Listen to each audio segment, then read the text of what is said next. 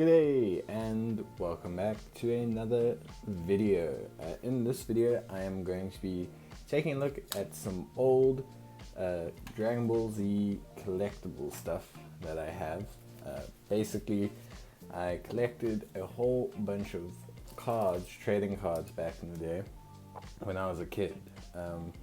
Yeah, these were pretty cool. Obviously I think they discontinued now. I think the Dragon Ball superhero card game is kind of the big one. But those cards are pretty hard to get in my country, so I haven't seen them anywhere. But I thought it'd be cool to go through like some of my cards and merch and stuff, and just basically like kind of, show you guys some of my Dragon Ball Z stuff, because it's cool. And obviously, we have Dragon Ball Z stuff on the channel, so I guess like might as well show you guys some cool stuff. So this is the collector's manual. Obviously it's pretty cool. This was a Saiyan Saga deck, I believe, so pretty rad. Obviously it tells you all the rules, explains all the cards to you, stuff like Dragon Ball Rareness Indicator. So a 1 star was a common, 2 star was a promo, 3 stars was an uncommon, 4 stars was a semi-rare, 5 all they were character cards, 5 stars were rare, and 6 stars were ultra rare, which is pretty cool. The limited symbol, if it's limited, it'll obviously appear in the bottom. A character quote, martial arts style that was important for the game mode. Then the card type, whether it was physical combat or obviously energy based combat. And yeah, just a whole bunch of cool stuff. You used to get a warrior sword for your rage, because you could level up through rage, or you could level up through power level. And there were 2 conditions: survival victory, Dragon Ball victory. If you collected all 7 Dragon Balls, you won the game, basically. Then, but it was pretty cool. It was like a lot of fun. The game, it was a bit complex, I'm not gonna lie. As a kid it was a bit complex, but I mean it was a lot of fun. Here's the one for the Cell Saga pack, pretty cool. This one obviously had a little bit of a different style, I think, obviously being one that came out a bit later. But yeah, there used to be some really cool stuff in here, like you could go online, register for tournaments. Obviously, I never managed to do that. My country didn't have DBZ tournaments or anything like that. So yeah, that was pretty unreal. Here's like a little game map that we used to get. So it was like a set. This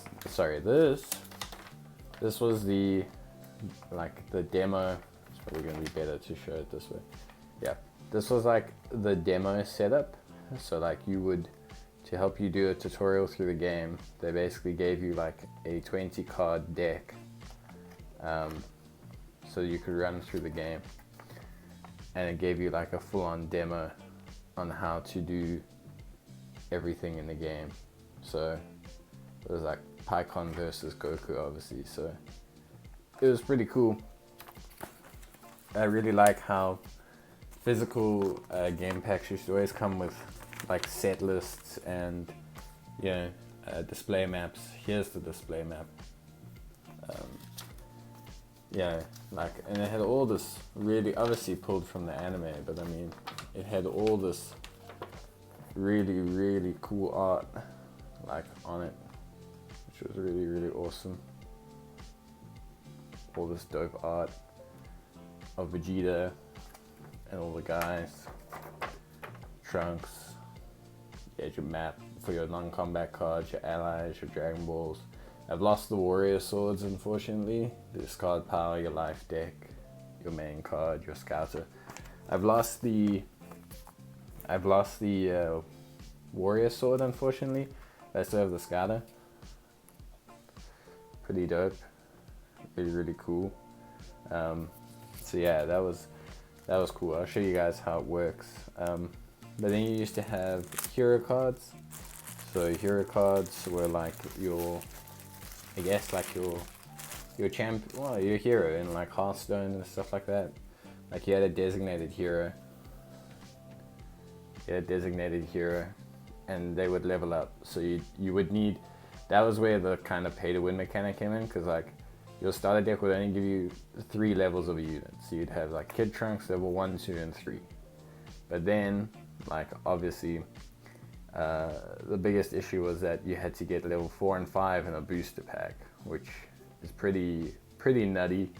These are hollow Trunks, very cool. But basically, yeah, you would take these cards, and then you would put your scouter over them to reach a power level. Pretty cool, pretty rad. And then you would gain power levels based on cards or per turn. And then eventually when you hit the max rank, you'd go up a level. You would have a use for the other cards as well. They'd be ally cards, so you could play them as allies, but I think allies were limited to level 2. So you couldn't play an ally and have them hit like level 5. He had to hit like level 2. This is the coolest card I've ever seen or one of the coolest cards I've ever seen in a trading card game. So look at this, really cool. Then you level up and bam, look at that, boom, huge. Now each card came with like a power, which was really cool. Like essentially each card came with like a special power effect that you could use instead of a non-combat effect, but it would cost power levels. So obviously you had to do like a trade-off between, okay, this is my power that I'm going to keep to level up, or I'm going to sacrifice this to do damage now. And your deck was your life cards. So you had a 40 card deck, you had 40 life cards, but you could draw back cards every turn from the discard pile. So it wasn't like the first to drain 40 cards wins. There was ways to pull cards back, to move cards through. It was very, very cool. There was also a GT edition, which I have here, where I got Baby Vegeta, which was pretty dope. They had like this, they didn't do hollows, they had like this see-through card, which you would place over a level 1 unit, and you would use its power. It was very weird. Like, sorry, you would put it over the same unit, but use its power instead. So like, I could go to Baby Vegeta level 2 like this, and use his ability. But yeah, pretty cool. This was all like GT, obviously. But then during the course of the game, you also had combat cards, non-combat cards, combat cards, lots of cool stuff. I'm going to show you a couple of them. I won't go through all of them because there's a lot. Sorry about all the wrestling. That is me pulling the cards out of their packets. But yeah, so basically there were a whole bunch of cards here. Black Overhead Smack, for example, physical combat card. Black Overhead Smack, physical combat card, doing 2 power stages of damage. Then there were effects like Empower. If successful, your opponent has or shuffles his hand into his life deck and draws the same number of cards that were in his hand when the attack was performed. So Empower 3 is like, you sacrifice 3 energy and then you get to use the additional effect here. This, if you look here, for example, you'll see this little black mark here. This is the fighting style of card. Not every single card had a fighting style, but if you had all your cards use, or you had majority of your deck, I think it was half your deck, use a fighting style, then you would start the game drawing an additional card or 2, because obviously you are playing a certain style of combat and that. But you can see, I mean, the arts, obviously it's just basically screenshots from the anime, like the really, really good screenshots basically. But I mean, it's really cool, like how they've done all the art style of everything. It's my boy Trunks. It's my boy Trunks the Swordsman. A friend of mine had a level. This is a battle simulator unit, so you couldn't use these in official gameplay because these were like the preview units. I had a friend who had level 3 Trunks, and that was pretty intense. There's an Earth Dragon Ball 3, so you could collect the Earth Dragon Balls or the Namekian Dragon Balls, obviously. But yeah, pretty rad. Look how cool the artwork is. Look at that. Look at that. Really dope. But yeah, so I collected these cards as a kid. Used to play them with my friends. Here's a holo. Very cool. Boma. Horrified. Damn.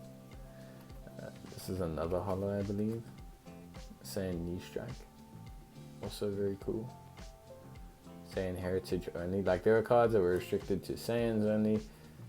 Certain deck styles. It was a very complicated game, honestly, for a bunch of kids. I'll be entirely honest with you. I can see why it probably never caught on as much as it did, although weirdly enough it actually seems super duper fun. Hidden power level, really cool. Just yeah, I really like the art and everything. The Dragon Ball 1.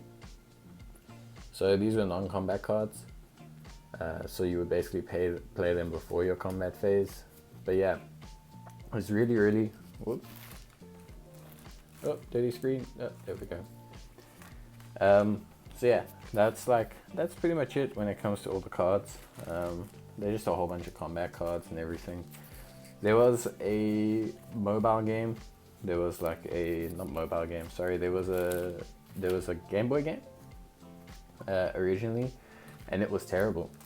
Did not understand the rules at all, and I did not understand how the Game Boy game worked, so that kind of all went to ass completely, pretty much. But yeah, it was a lot of fun.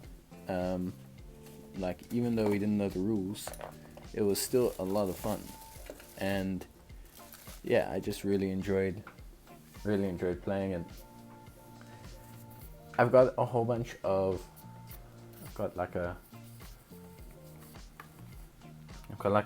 merch, Dragon Ball Z figures and posters and everything, that I'm trying to set up in my office, with my shelves.